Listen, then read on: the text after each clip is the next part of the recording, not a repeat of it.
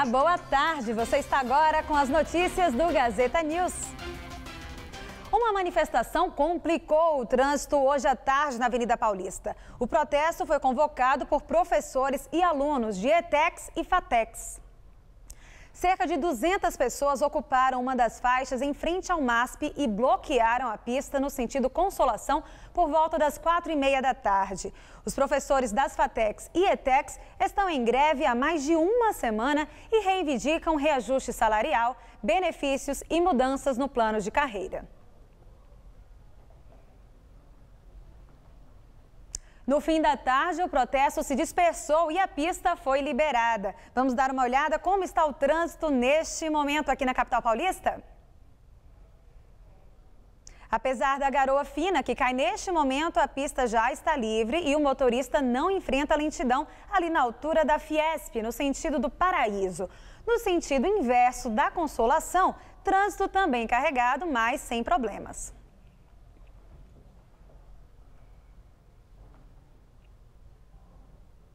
E a Avenida Paulista teve, em média, uma manifestação a cada 3 dias em 2013, segundo dados da Companhia de Engenharia de Tráfego divulgados hoje. Foram 129 contra 83 em todo o ano de 2012. Ainda não há um balanço oficial sobre os protestos deste ano.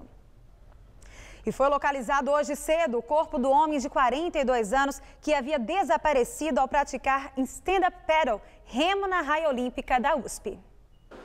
O corpo de Everaldo Miranda, de 42 anos, foi localizado às 10 horas da manhã de hoje. Ele praticava stand-up paddle na raia olímpica da USP, no Butantã, zona oeste de São Paulo. O socorro foi acionado por volta das 8 horas da noite de ontem, quando o grupo com o qual ele treinava resolveu sair da água por causa da chuva. Os amigos notaram que o equipamento dele estava boiando. Everaldo praticava stand-up paddle, uma espécie de surf com uso de remo, há cerca de 2 semanas. A raia olímpica da USP tem 2,5 km de extensão e 6 metros de profundidade. A autópsia deve indicar a causa da morte. E foi enterrado hoje de manhã o corpo do santista morto por torcedores são paulinos na noite de domingo. Márcio Barreto de Toledo, de 34 anos, foi enterrado no cemitério de Itaquera, na zona leste de São Paulo. Ele deixa a esposa e um filho de 5 meses. O santista esperava por um ônibus perto da estação Penha do metrô, quando as câmeras de segurança registraram os são paulinos chegando em 2 carros, um preto e outro branco. Os rapazes ficaram de tocaia à espera dos torcedores do Santos. Pelo menos 8 agressores desceram dos carros e saíram correndo em direção aos santistas. Márcio foi o único que não conseguiu escapar. Agora a polícia vai usar as imagens para tentar identificar os agressores. E um dia após a inauguração do novo corredor de ônibus da Avenida Marechal Tito, na Zona Leste, o trânsito ficou caótico na região. A chuva e um acidente provocaram uma confusão no trânsito hoje cedo. 2 carros bateram de frente quando um deles tentou acessar a Avenida Marechal Tito no sentido do bairro. Por causa da colisão, o corredor exclusivo de ônibus recém-inaugurado teve que ser usado para desafogar o já caótico trânsito na região. Flagramos este motorista em cima da calçada para fugir do trânsito. Nossa equipe também registrou carros fechando o cruzamento.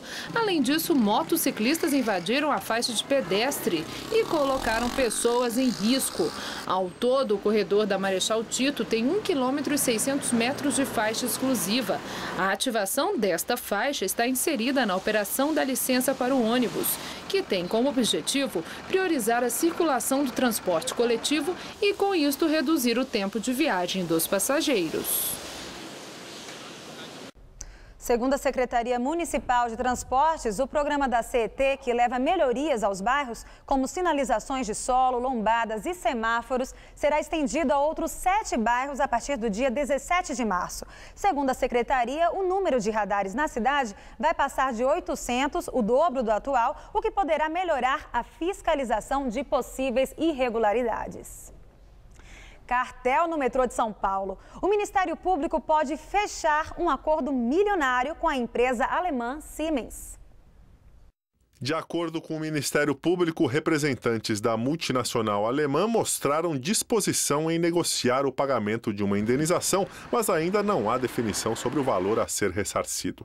A Siemens está envolvida em um cartel para fraudar licitações de trens em São Paulo entre 1998 e 2008, durante os governos do PSDB no estado. A companhia já assinou acordos em outros países. Na Alemanha e nos Estados Unidos, a multinacional aceitou pagar o equivalente a 3 bilhões e 700 milhões de reais aos cofres públicos daqueles países, depois da descoberta de fraudes pelas autoridades locais. E o governo do estado de São Paulo começa a empregar, a partir de hoje, em serviços administrativos, os dependentes químicos atendidos pelo programa Recomeço. Diferente do Braços Abertos da Prefeitura, o programa estadual exige que o usuário passe por tratamento. As vagas do programa Recomeço são para técnico em fotocópia e organização de documentos e arquivos. Os dependentes trabalharão 6 horas por dia, de segunda a quinta-feira. Às sextas farão cursos de qualificação profissional. O contrato terá duração de 9 meses e os participantes receberão R$ 395 por mês. Também terão direito a vale transporte e refeição. Já no programa de Braços Abertos da Prefeitura, iniciado no dia 15 de janeiro, os dependentes recebem bolsa para trabalhar 4 horas por dia na limpeza das ruas. Eles recebem um salário mínimo e meio para gastos com alimentação e hospedagem, além de R$ 15 por dia de trabalho. Apesar das diferenças nos dois programas, o governador afirma que não há uma concorrência entre o trabalho feito pela Prefeitura e pelo governo do estado. O ambulatório é mais prefeitura. O atendimento primário é ambulatorial. O atendimento hospitalar é nosso. Então, eles se complementam. E o nível de água no reservatório da Cantareira voltou a cair hoje. É a primeira vez que a capacidade fica abaixo dos 17%. O nível do reservatório chegou a 16,9%. Segundo a Sabesp, o estado é crítico e o pior da história, mas apesar disso, continua a descartar o racionamento de água. A companhia também informou que há previsão de início das chuvas na região dos reservatórios para quinta-feira. Ainda segundo a Sabesp, uma parte da população abastecida pelo sistema Cantareira já está recebendo água de outros mananciais para diminuir o prejuízo. E o tempo virou essa tarde aqui em São Paulo. Por volta das 4 horas da tarde, todas as regiões da cidade entraram em estado de atenção para alagamentos. Os temporais atingiram também a região do ABC. E como será que fica o tempo amanhã? Vamos à previsão.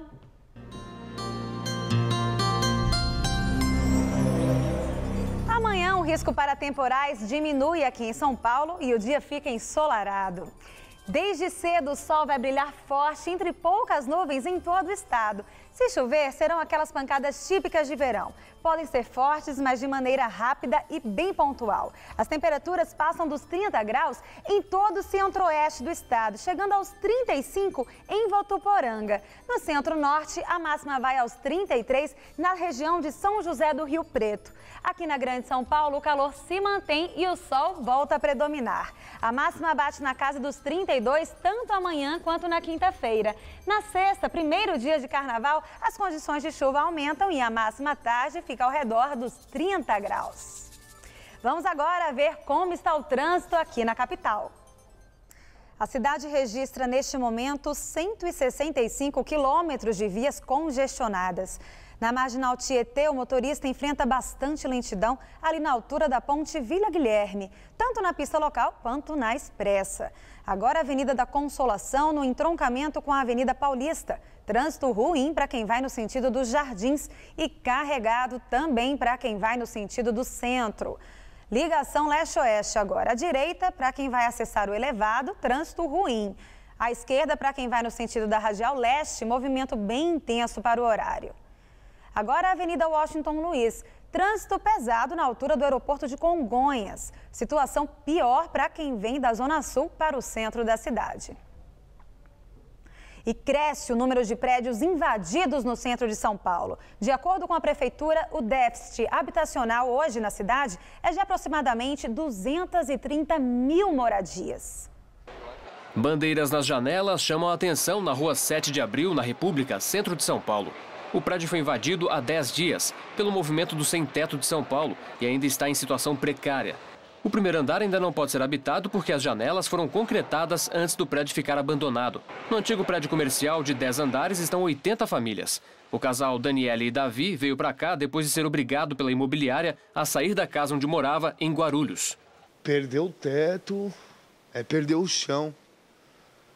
Sem saber se olha para trás ou para frente. A guerra não se torna mais nada sem a moradia.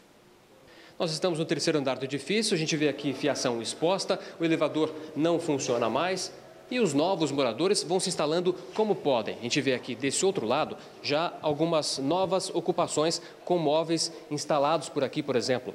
Desse outro lado, onde deveria haver a cozinha, muito abandono. Madeira solta por aqui e nas paredes, falta de azulejos.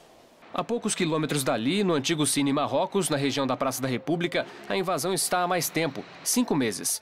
E já existe uma organização para a convivência entre eles. No primeiro andar, espaço cultural e de aprendizagem entre crianças e adultos. Ao todo, são 12 andares e mais de 250 famílias. A quantidade de estrangeiros, principalmente da África, impressiona. Adelina é de Angola, está no Brasil há 6 anos. Com dificuldades para se manter, passou a fazer parte da invasão. Difícil conseguir um emprego aqui? É muito difícil, muito difícil. Já deixei o currículo em vários lugares, mas não estou conseguindo. Segundo a Prefeitura, existem 4.000 famílias em 45 invasões na região central de São Paulo. Segundo o IBGE, o déficit habitacional diminuiu 6,3% entre 2007 e 2012, mas ainda está longe de resolver o problema da falta de moradia. As cidades estão assaltadas por uma especulação desenfreada e sem controle, não é? Os aluguéis estão crescendo muito junto com o preço do metro quadrado. Olhando a legislação brasileira, penso que esses imóveis deveriam estar servindo para moradia. E só dessa forma eles cumpririam a função social.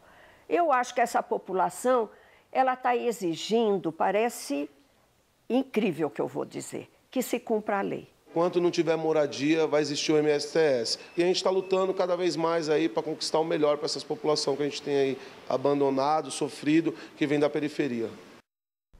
Em nota, a Secretaria Municipal de Habitação diz que investiu 80 milhões de reais em desapropriações em toda a cidade e que neste ano serão investidos mais 220 milhões para desapropriar terrenos ou imóveis.